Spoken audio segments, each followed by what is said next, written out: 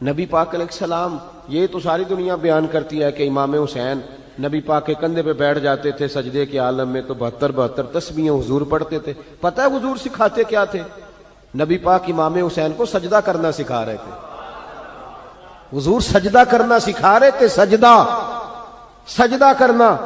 پورے کربلا کے واقعے میں کسی جگہ بھی امام حسن اور امام حسین نے کسی ایک مقام پہ بھی یزیدیوں سے کوئی مطالبہ نہیں کیا، کوئی بات نہیں منوائی، کہا جو تمہاری مرضی۔ ایک بات صرف کی، ایک گزارش، توجہ ہے میری بات پر؟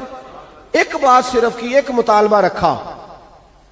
جب 9 محرم کو عمر بن سعد نے، شمر نے، ان سب نے کہا نا کہ حسین یا اب بات ختم ہو گئی، یا بیعت کرو یا جنگ کرو، تو امام حسین نے فرمایا مجھے ایک رات کی مہلت دو۔ علی کے بیٹے مہلت مانگ سکتے ہیں؟ بولے نا یار، مہلت مانگتے تھے وہ، کیا ضرورت تھی؟ امام حسین نے فرمایا مجھے مہلت دے، ایک رات رہ گئی ہے، میں راج کے سجدے کرنا چاہتا ہوں۔ سجدوں کے لیے مہلت مانگی، سجدوں کے لیے، توجہ ہے میری بات پر؟ محفلیں لمبی، نمازیں چھوٹی، 24 گھنٹے آپ کسی کو بٹھا لیں باہر، وہ بیٹھا رہے گا، گپے لگائیں، نماز کا ٹائم ہوگا تو پتہ نہیں کیا ہو جاتا ہے، لوگوں دوڑ گئے، اوہو نماز پڑھنی پڑ جائے گی، ایسے لگتا ہے جیسے کو بہت مشکل مرحلہ آن پڑا۔ بھائی کربلا والوں کا تو پیغام ہی نماز ہے، ان کا تو طریقہ ہی نماز ہے۔ امام حسین نے کہا ایک رات کی مہلت، فقط اس لیے کہ میں کھل کے نمازیں پڑھ لوں۔ ساری رات بڑی باتیں تھی نا، بڑی باتیں، سیدہ زینب سے دکھ سکھ کر سکتے تھے ساری رات، امام زین العابدین کو بڑی باتیں بتا سکتے تھے، بڑا کچھ ہو سکتا تھا، لیکن امام زین العابدین کہتے ہیں ساری رات حسین ابن علی نے سر سجدے سے نہیں اٹھایا۔ چل تو اس طرح کر، امام حسین تو ساری زندگی ساری رات پڑھتے رہے نا، تو چل ایک رات کی عبادت کر ان کے نام پر، ایک رات ساری جاگ نہیں نا، تسی ہاں کی تھی، ایک رات کہی ہے میں نے، بڑا مشکل ہے ہمارے لیے۔ آپ یقین کریں مسلح، اور پھر کسی نے ہمیں کان میں بتا دیا کہ تسی نسبت آ لے ہو، تسی بخشے ہو، اے کوئی پکی گل دس گیا ساری، اس میں کوئی شک نہیں کہ نسبت سے بخشے جائیں گے، لیکن امام حسین ڈائریکٹ نواسے ہیں نبی پاک کے۔ اگر وہ نسبت کے باوجود بھی ساری رات نماز پڑھتے ہیں، تو کس قسم کا نسبت والا ہے کہ 10 محرم کو بھی تیری ساری قضا ہو جاتی ہے، ساری قضا چھٹی، ہم نسبت والے ہیں۔ بس نسبت کا یہ معیار ہوتا ہے، نسبت کا معیار یہ ہوتا ہے کہ جو محبوب نے کیا وہ ہم نے کر کے چھوڑنا ہے، وہ کام کرنا ہے۔ اور پھر اہل بیت نبوت کا اسوہ حسنہ پردہ ہے، پردہ۔ بڑی گمراہی آ گئی ہے امت میں۔ اب جو بچی ایم بی اے کر لیتی ہے، وہ سب سے پہلے یہ مطالبہ کرتی ہے کہ ہمارے حقوق برابر کے۔ اسلام نے عورت کو برابر کے حقوق نہیں دیے، عزت والے حقوق دیے۔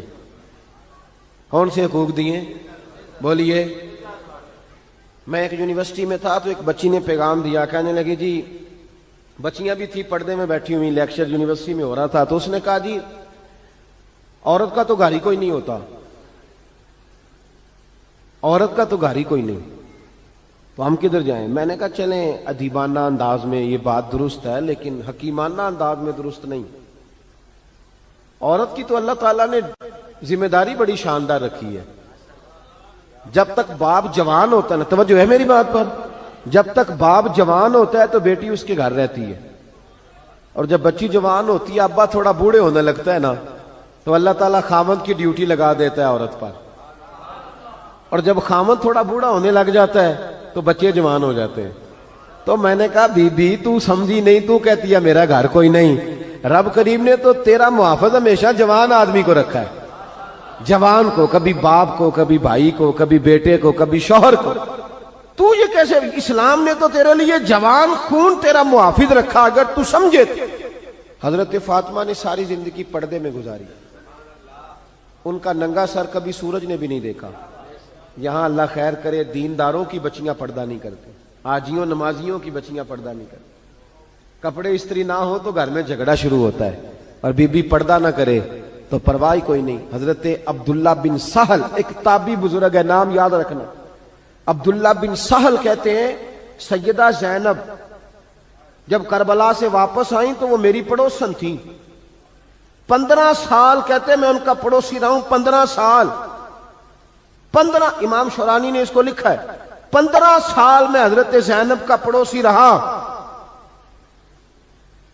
کبھی ہوتا ہے نا کہ بی بی برقع پہن کے باہر نکل آتی ہے, بازار جانا ہے, دوائی لینی ہے, کوئی کام ہے, کہتے ہیں 15 سال میں پڑوسی رہا پر میں نے پردوں میں چھپی ہوئی زینب بھی کبھی نہیں دیکھی.